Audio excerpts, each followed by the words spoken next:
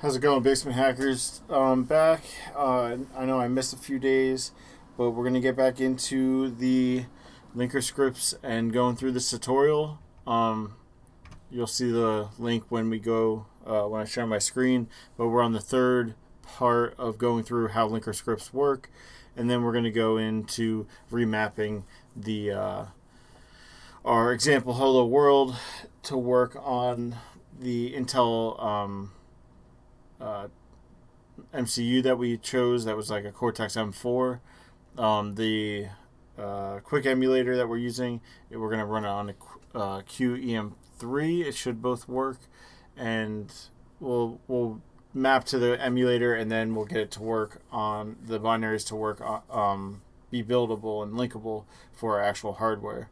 And so that's not going to happen all today, but we're going to start that journey, and then next time we'll hopefully get to getting to at least one of our programs running somewhere. So let me switch my screen over. So hopefully you can see everything. Let me know in chat if you need me to update any of the like increase font size or anything like that. For now, we're going to full screen. No, not that. What am I doing? I'm going to full screen this guy. Let's do a quick recap for my own kind of refresher. So let's go to the top and we'll do a quick run through. I kind of did that last time, but we'll do it again. So we know linker scripts. You get input files, and then you're going to link them together and make an output object file. That object file can be executable in an executable binary. There's tools like the NM that will tell you stuff about object files. Object dump, which we saw comes with the GCC toolchain we have. We're doing GCC ARM for embedded stuff, but it also comes. There's ones for the basic GCC for Linux, for AMD and everything. What else? There's some flags that were interesting that they told us about. All right, so some of the terminology that we should refresh on. There are object files we already talked about. Those are plain text-based files, I think. The output file is often called an executable, but it's not always, because there was like this partially linked version you can do, and you can also link to make libraries as well. Which might be just what they're talking about when they talk about partially linked ones. And so then there's object files have sections. We saw that input files have input sections and output files have output sections. And it's all about mapping those things to one another. What else? There were sections that have data, and those are section contents. Some sections are loadable, some are allocatable. And the allocatable ones were ones that didn't necessarily have data. So if you're going to allocate a section for later using it at runtime, or like zeroed out data or something like that. There's virtual memory addresses and load memory addresses. Those are normally the same, but when you are loading stuff from ROM, sometimes they don't map exactly the same. What else? Here's that NM program they're talking about, an object dump. Linker scripts are text files. They use C standard comments. Anything else? Here's our first example one. We remember this was our counter. It's an L counter. Load counter? No. Logical load? Line counter, I think. Where is it? Somewhere around here. I like to try to think of it myself so that I can try to force myself to have to use that memory. Yeah, it's a location counter. So in this one, they define the sections block. They move the location counter to this address, 10,000 hex. Then they define an output section. And this is how they define that, what input sections have to go into it. So the star is a wildcard of all the input files, and based on the input at which they are fed into the linker script or to the linker, it'll get all the text files that haven't been used up. So if another section, which right now none of them would be used up. But yeah, it'll throw all the text sections in. Then it will advance the location counter to this address. It looks like 8 million hex. Then throw all the data sections into a data section, an output data section, and then into an output BSS section. We're going to put all the BSS data. So the data is for static data that like a programmer would be defining, where BSS is usually for zeroed out or what's the term? Allocatable data. Let's see, and correct me if I'm wrong, like always. Correct me in chat. So we know that these are like the 3 main sections that most object files will have, but it does change based on your BSD, your binary something descriptor, binary something. I can't remember. We'll get to that in a second though. You can have entry points, command line overrides everything. Then you have like a entry command. Then if you don't specify either of those, then it will look for a symbol for start, which is kind of weird. You probably don't want it to do that. And then it'll look for the first text section where all the actual software goes, and then it'll go to 0 address. If I don't imagine you'd ever have where you don't have even text, but I'm sure somebody's done it before. Going through some of these commands dealing with files. So include allows you to include, I think, other linker scripts, right? Include linker file name. Yeah. So you can organize or have reusable linker scripts that define certain things or certain symbols and stuff like that. Input is similar to how you input them from the command line.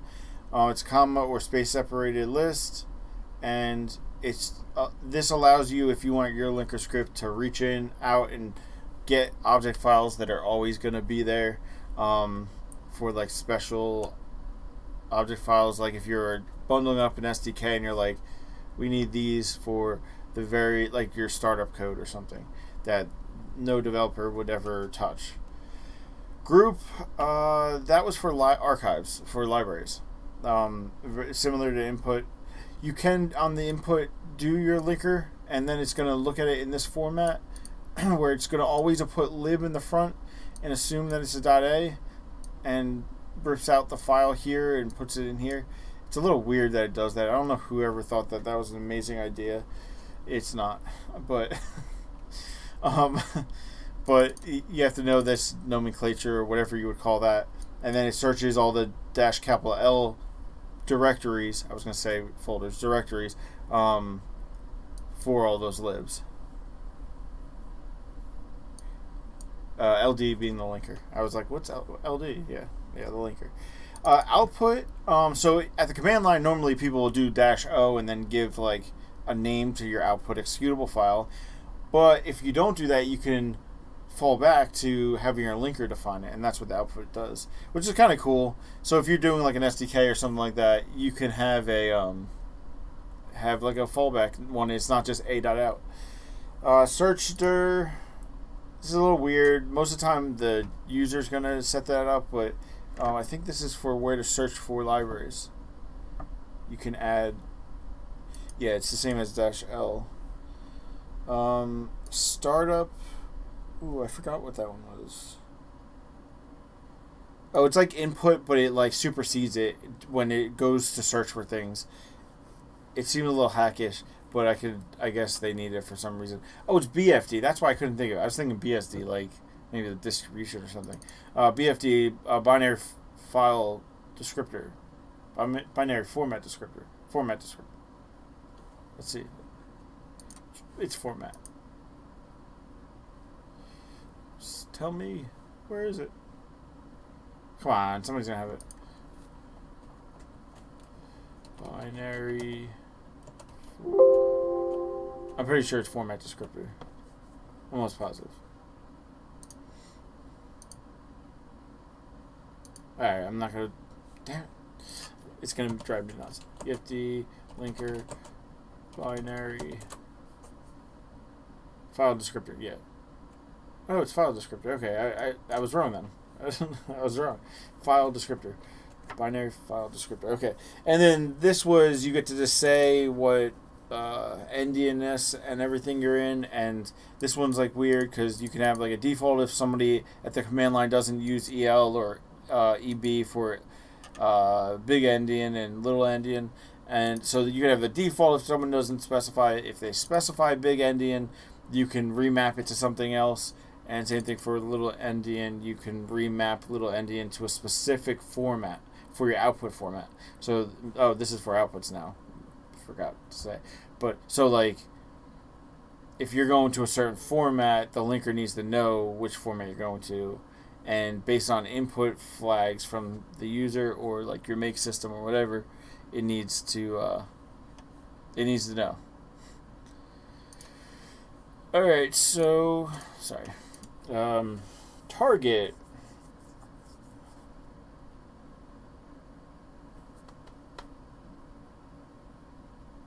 Okay, for input files. Yeah, it lets you get to specify what your input file for BFD is, because your inputs can be different than your outputs. It would be really complicated if you're doing that, but I could see it happening. Somebody that really knows what they're doing, like doing that. Assertions. That's just so you can have link time errors on purpose. Extern. It's so if you do like libraries, you can extern like a symbol that somebody else can reference. I think these were all dumb ones that maybe not the output arch, but these two I remember not caring about. Going down, symbols and expressions. Symbols are anything you're gonna like do an assignment to or to find. It's very similar to C operations. They even say that right here. Provide was special. It's if you're gonna make a symbol but say something else to find it in code that symbol already, then you can say provide this symbol only if it's a lazy creation of the symbol.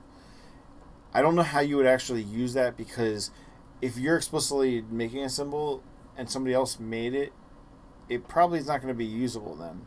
So I would always recommend making your symbols have some type of prefix or postfix that makes them very unique. So you can have assignment operator. I would never put that white space there. That looks weird.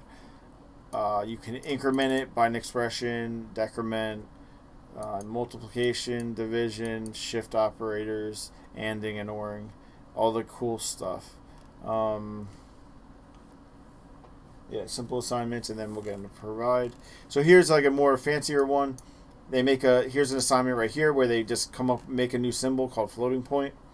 It's equal to 0. Then they make a sections block, which all linker scripts I think need a sections block. I think they said that at some point, or they will later. The text output section is made up of all of the .text sections, and then what they do is they make a symbol with the end of the text section, which is very interesting. And then they make another symbol, and they do this math, and we saw that this would do the alignment for word alignment, so 4 bytes word alignment. And it's not necessarily the same as this, because this is where the location counter is at the very end of the text sections, because they're sequential in memory based on their alignments and all that. And this one might be just after if it didn't land on an alignment. So they're very similar, but this is the end of the text section, and that's their annotation here, or like their prefix. They're doing underscores to denote separate from other symbols, and E for the end of a section, and B for beginning, so the beginning of the data section. And anytime you don't specify a virtual memory address, which would be right here normally, where I highlighted, then it will always be aligned based on the alignment.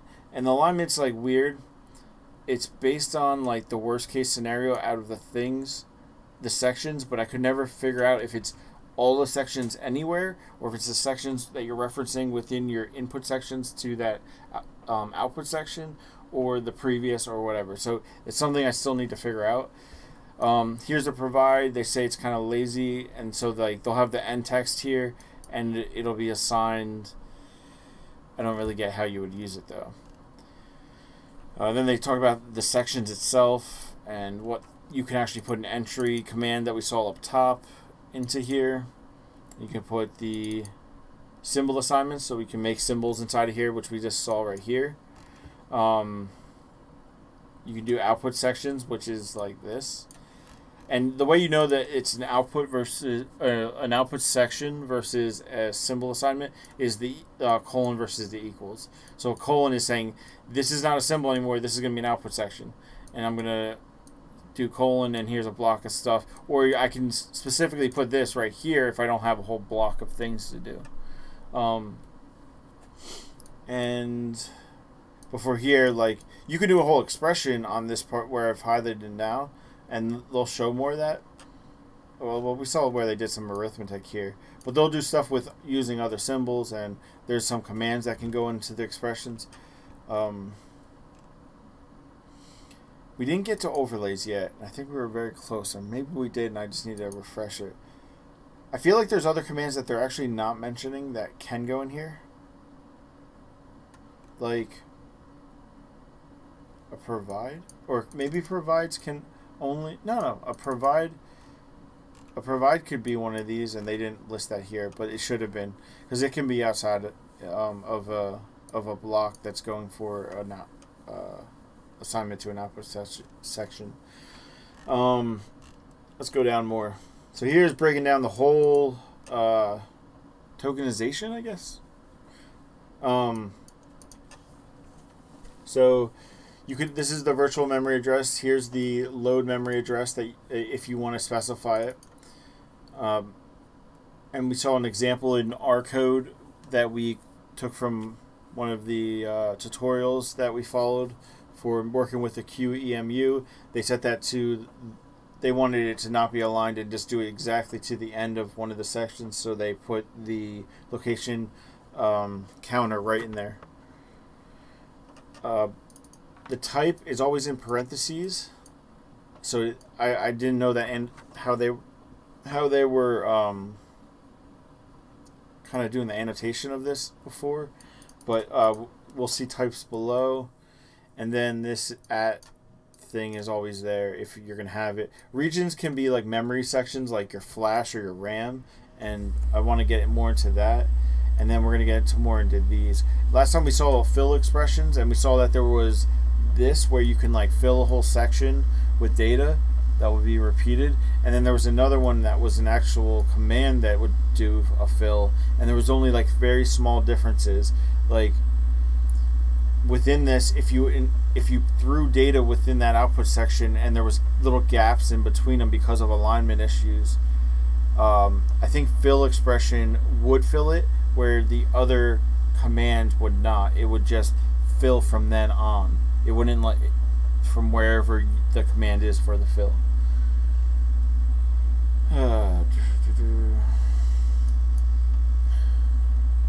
Most things have those sections.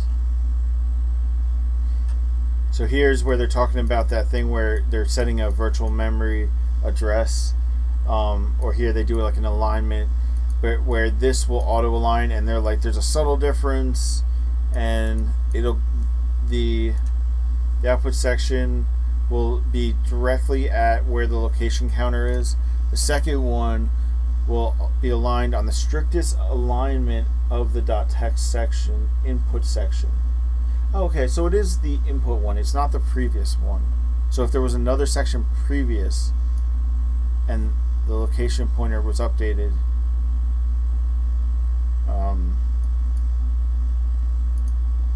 this alignment is going to be on the, it'll round down to the next alignment based on these sections. The address, the aligned one will return something. So this is 16-bit aligned, 16-byte aligned, I mean, and so forth. Let me just see something. Input section basics, they talk about wildcarding. Here they talked about how these are slightly different too. This wildcarding says every input file that hasn't been used and used up the text in our data sections. This will take file 1 .text section .r data, file 2 text r data, text r data, text r data, where this would be all the text sections from all the input files, and then all the text sections from all the our data ones from all the input files. You can also explicitly, instead of wildcarding, you can explicitly call out a file and pull out its data section. You can do wildcard, match any, match a single character, character sets, and you can escape characters. And then there was weird stuff, never put a slash in your file names. I don't know why you would ever do that. That just sounds crazy to me. Here they show like a character set for anything starting with capital, or anything that's all caps, right? That's all caps, right? It's not just one caps and then a star. Is it? Yeah, it's all.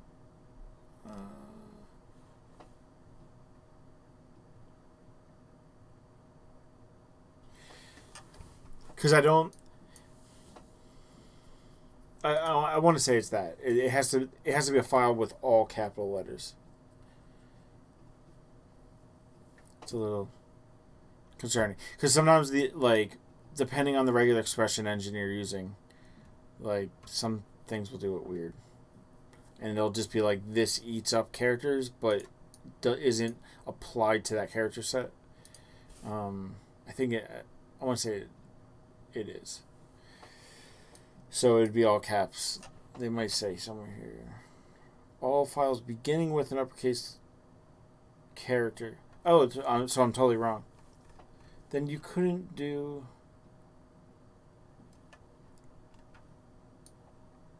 So it's only if it begins with uppercase letters. So it is like Unix. Oh, okay, Unix directory. Like if you're doing like an ls or something, or like file expansion. So this will get anything starting with the capital letter, the data sections. But we saw that once it eats it up here, it won't repeat it in this section, which is interesting. Once an input section is used, it doesn't get put into an output section again, even if you wildcard things. Common was really weird, and for MIPS and some of the other ones, they had S common, and there was like square brackets meant something special for older versions. But it's for symbols. It's for common symbols.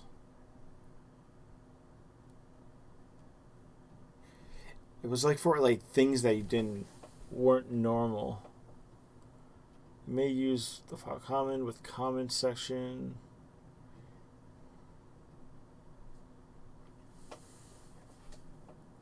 And then, like, yeah, I don't know. That one, I would have to see an example, probably. It started talking about some C++ stuff with constructors.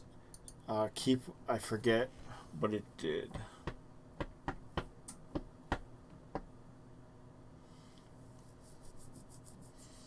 Is it for optimizing?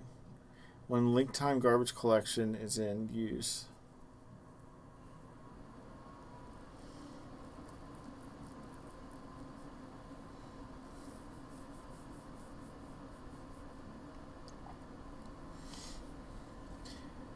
So it keeps it from being garbage collected at link time. I don't know if that's just for like so it doesn't take as long to keep reloading it. I don't know. Input section example. Yeah, so they're explicitly referencing all of these sections from the all.o. Then they're getting just this input section from this file, and so forth. And then all the rest of the input ones and twos. And there's 3 output sections.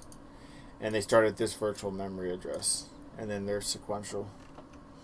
We saw you could put like any of the addresses and symbols that we're computing, we can put those into memory by using byte, long, short, quad, and signed quad. Where's signed quad? Squad. And then they said you could fill data, and fill is a little different from the fill that we saw up top. These ones were not easy to understand.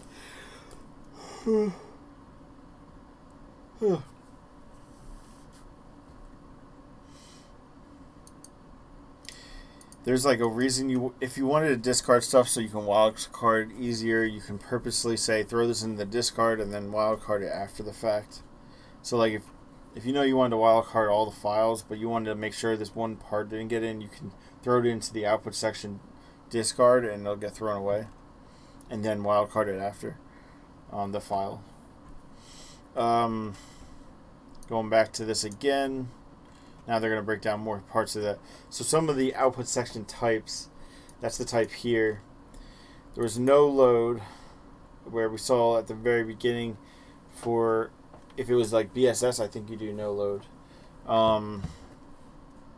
Let's look at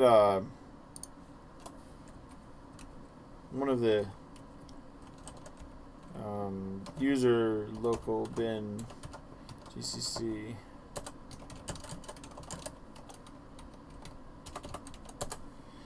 Alright, let's see one of these guys, because I want to see... Look at him.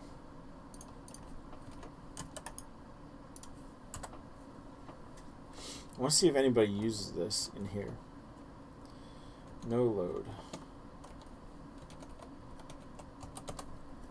No load. Alright, so since I wasn't lucky on that one, I'm going to do this, but I'm going to do execute.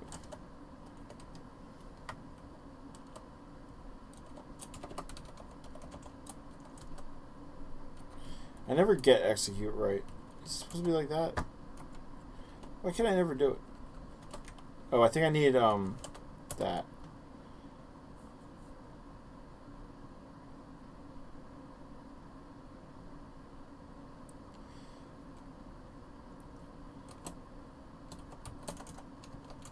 The heck? Alright, I'm just gonna do it the way I know how to do it. XR just grep. Put the whole list in. Oh, there's no load. What? Nobody's using no load. Let's see any of these sections. Let's look for this guy. And if you... Oh. I didn't know I could paste like that. What I'm doing is finding all linker scripts, all LD scripts. And then what Xargs does is it takes the standard input and it puts it at the end. I mean, you can specify where to put it, but so I'll grep all those files for that. Let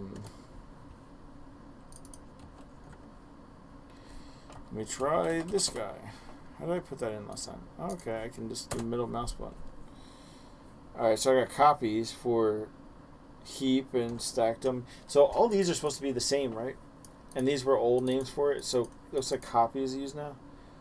These type names are supported for backwards compatibility and are rarely used. They all have the same effect. The section should be marked as not allocatable so that no memory is allocated for the section when the program is run.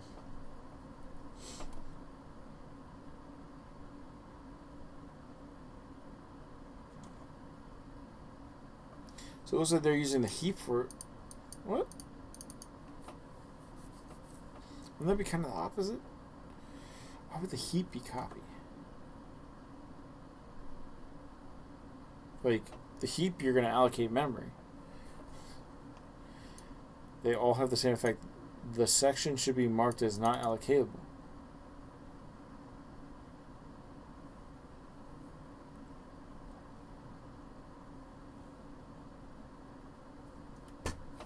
Say what?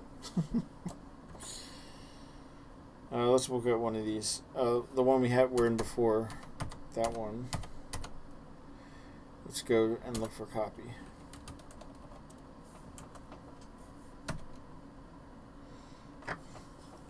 So let's see. It's saying to. It's a little confusing. Why would it say the heap can't be copied? You'd think like that doesn't make sense. These type names are supported for backwards compatibility and rarely used. I mean, GCC is using them, so I don't know how rare that is. They all have the same effect. The sections should be marked as not allocatable.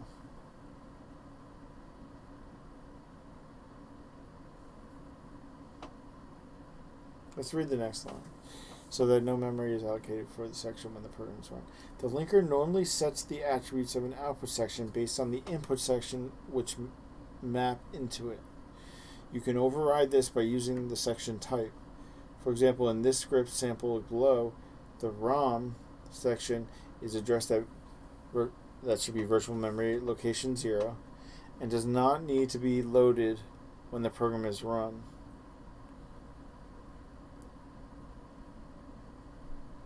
The contents of the ROM section will appear in the linker output file as usual.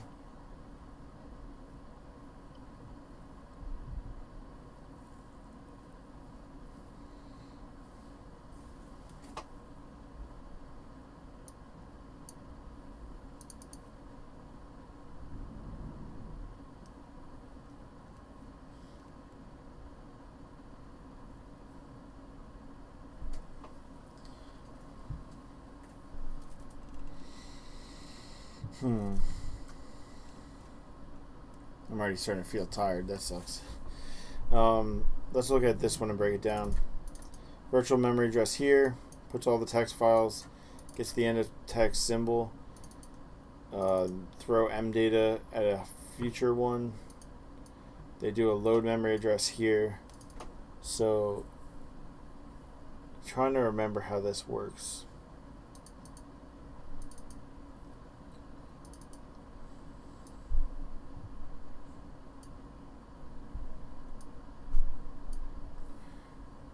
So this is referencing this output section here.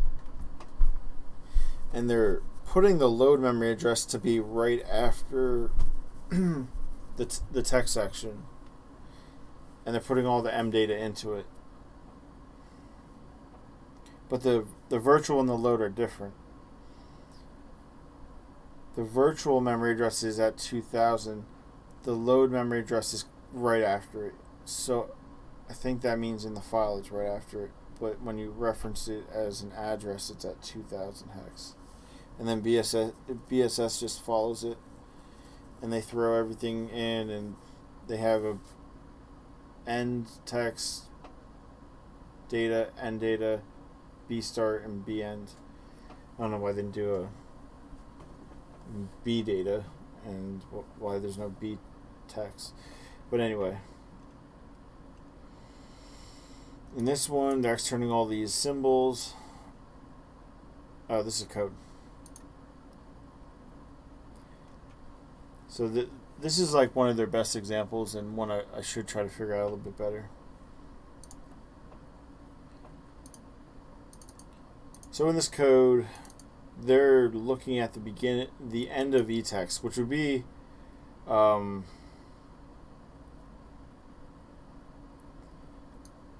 which assuming would be this.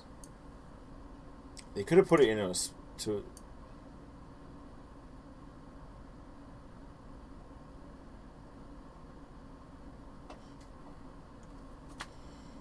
well, they put the address in the source, and then data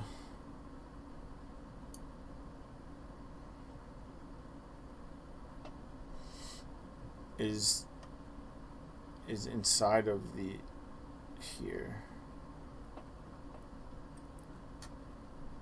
So you got the end of here and the beginning of here is the source and destination. So when they're reading from the load memory address of where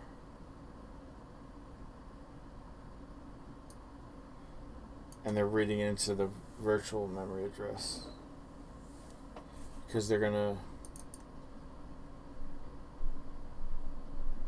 until they get to the end of the section, whereas until they get to here. So they're gonna write from here to here, across this, referencing it as though it's starting at here. So they're gonna read it from the. They're gonna read it from like here in the output file and put it into the where this is virtually. And then they zero out everything in this section. Oh, they do have a B star. I don't know why. I know there's a B missing here.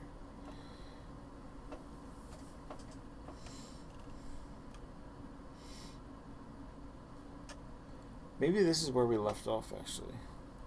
You can assign a section to a previously defined region of memory using the region. And we'll see that later. So here they define a ROM section, and they give it an origin and a length. And then they're going to define this output section to go to that. And I think this then specifies the beginning of your location counter. Right, these PHDRs, you can define these with a bunch of the symbols, and then you can apply those with the colon operator, like right here. And you can have as many lists as you want.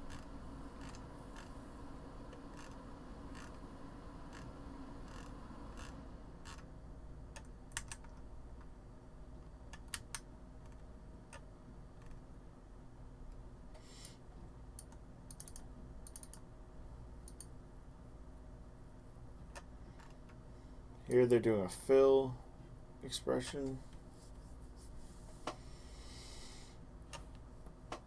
Any gaps, for example, gaps will be filled with at least the 2 least significant bytes.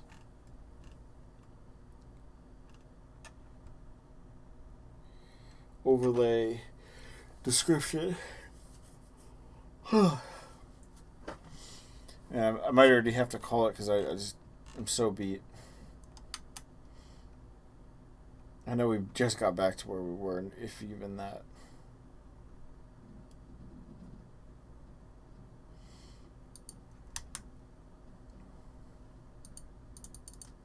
Oh, yeah, because last time we did read some of this. Ugh.